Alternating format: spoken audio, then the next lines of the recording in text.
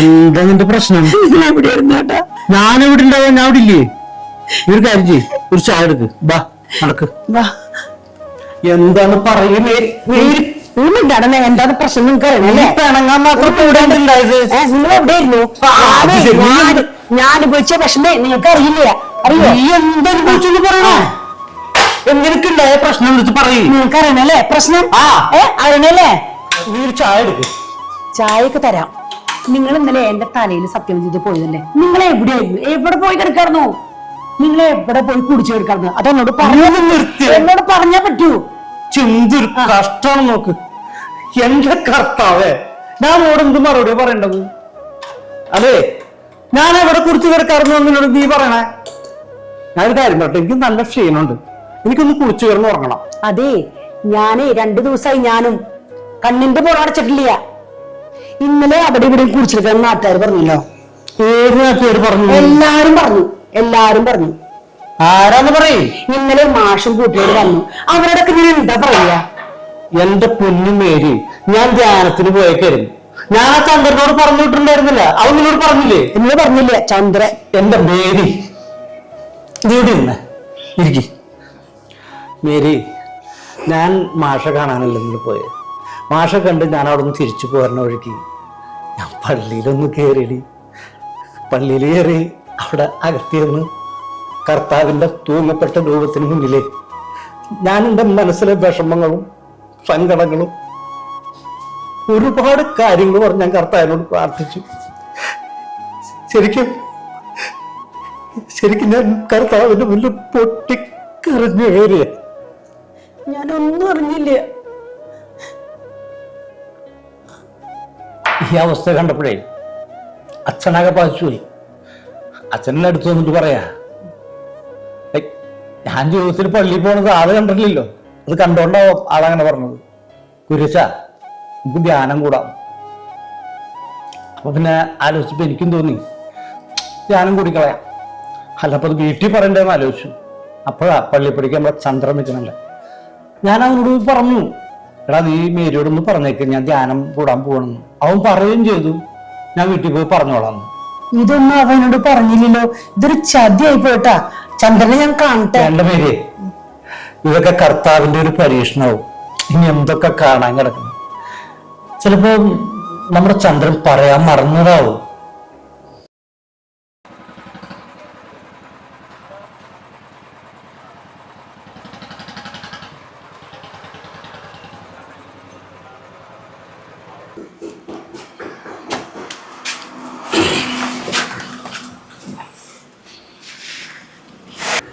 നമ്മുടെ കുരിയപ്പം കൊടി നിർത്തി. നന്നായി. ഇനിയിപ്പോ മനുഷ്യർക്ക് വഴി നടക്കാറായി. എന്റെ നേരെ നോക്കാറില്ല. ഇന്നാളെ ഞാൻ വരുമ്പോഴേക്കും എന്നോട് എന്തോ കൊണിച്ചും പറഞ്ഞു. ഓരോണ്ണങ്ങ് പൊട്ടിച്ചു. അത് പിന്നെ എന്റെ അടുത്ത് പക്ക ഡീസന്റാ. അത് ശരിയാ, കിട്ടേണ്ടത് കിട്ടുകയുമ്പളേ ഒരു കുഴപ്പമില്ല. അതെ, നിങ്ങളെല്ലാവരും വായോ, എനിക്കൊരു സീക്രട്ട് കാര്യം പറയാനുണ്ട്. വാ.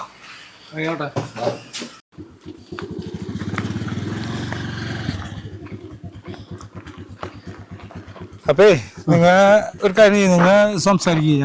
എനിക്ക് ഒരു അത്യാവശ്യ കാര്യം. അപ്പൊ ഞാൻ പോയിട്ട് വരാം. കാര്യങ്ങൾ സംസാരിക്കാം.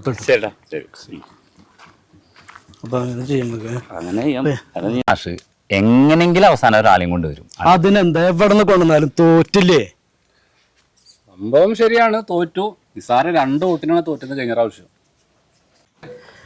മാഷ് വല്ലാണ്ട് കളിച്ച ഞാൻ ഒരു വഴി കണ്ടിട്ടുണ്ട്. എല്ലാവരും കളിക്കണ മാസ്റ്റർ കളിക്കണ പഠിച്ചുകൊടുത്തേക്കുന്നതാണ് ഇവിടുത്തെ പോലീസുകാരും പട്ടാളവും എല്ലാവരും. മാഷ് പ്രാഞ്ചേട്ടന് മുന്നിൽ ഒന്നുമല്ല. പറഞ്ഞോ കുയ്യപ്പം കൂടി എടുത്തിരുന്നത് ഒന്ന് പോടാക്കി. കുര്യപ്പം കുടിക്കും, ഇനിയും കുടിക്കും. അവനെ എന്റെ പിന്നാലെ പട്ടിയെ പോലെ വരുത്തും. അതിനുള്ള പണിയൊക്കെ നമ്മൾ ചെയ്തിട്ടുണ്ട് കേട്ടോ മക്കളെ. എന്താ ചെയ്തിക്കണത് കേട്ടോ? അവൻ മാഷ് വീട്ടിൽ നിന്ന് പോരണ വഴിക്ക് പള്ളി കയറി പ്രവർത്തിച്ചേക്കുന്നത്. ജീവിതത്തിൽ പള്ളി പോത്താനാ അവനിന്റെ എല്ലാ ആവശ്യമുണ്ടോ? എന്താ ചന്ദ്ര, ഒരാളെങ്കിൽ ഒരാള് കള്ളടി നിർത്തി കഴിഞ്ഞെങ്കിൽ അതിലെന്താ വലിയ തെറ്റ്? അവിടെ വെച്ച് അവനെ എല്ലാരും പോണ വണ്ടിയിൽ ധ്യാനത്തിന് പോകാൻ എന്നെ കണ്ടപ്പോ പറഞ്ഞിട്ട് പറയാ, ഞാൻ വീട്ടിൽ പറയാൻ മറന്നു ചന്ദ്ര, നീ ഒന്ന് പറഞ്ഞോളന്ന്. ചിലവൊക്കെ ഡ്രസ്സൊക്കെ അവര് അച്ഛൻ മേടിച്ചു കൊടുക്കാന്ന് പറഞ്ഞു. ഞാൻ പറയും വീട്ടില് ഒരുപാട് പറയും, പറഞ്ഞിട്ട് പാടില്ല, ശരിയാക്കി തരാം. എന്തേട്ടാ എന്ത് വിട്ടോ വിട്ടോ വിട്ടോ വിട്ടോ വിട്ടോ വിട്ടോ വിട്ടോ. ഓ കോപ്പ് വെക്കാൻ വന്നേക്കണ് മോത്തില്. ആ ഞാൻ പറയോ? ഞാൻ പറയില്ല. അവൻ എന്നെ പറ്റിച്ചാനാ. അവന്റെ കുടുംബം കലങ്ങണം. അവനെ കാണാണ്ടാകുമ്പോ അവന്റെ പെണ്ണുമ്പിള് കിടന്നേട്ടന് അവനായിട്ട് പൂരം വഴക്കുണ്ടായി, അങ്കുണ്ടായി, ആ കുടുംബം കലങ്ങണം. അങ്ങനെ കഴിഞ്ഞ് അവൻ വരും. ചന്ദ്രൻ വെച്ചു രണ്ടുപേർക്ക് അടിക്കാനായിട്ട്. അങ്ങനെ ഞാൻ വരുത്തിയാൽ അവനെ ഞാൻ നാരായണ കട്ടിരിപ്പിക്കും. അതൊക്കെ പോട്ടെ ചന്ദ്രേട്ടാ, പൊറിഞ്ഞാണ്ട് വീട്ടിൽ കണ്ടു രണ്ടടിക്കാം. എനിക്കൊന്നും വേണ്ടടാ. അവന്റെ അന്ത്യം കണ്ടിട്ടാ ഞാൻ മടങ്ങുള്ളൂ. പുതിയപ്പന്റെ ചേട്ടാ പൊറിഞ്ഞിട്ടു. നിങ്ങളാ രഘു, നീ എന്തിനാ ചെക്കനെ പിടിച്ചല്ലേ?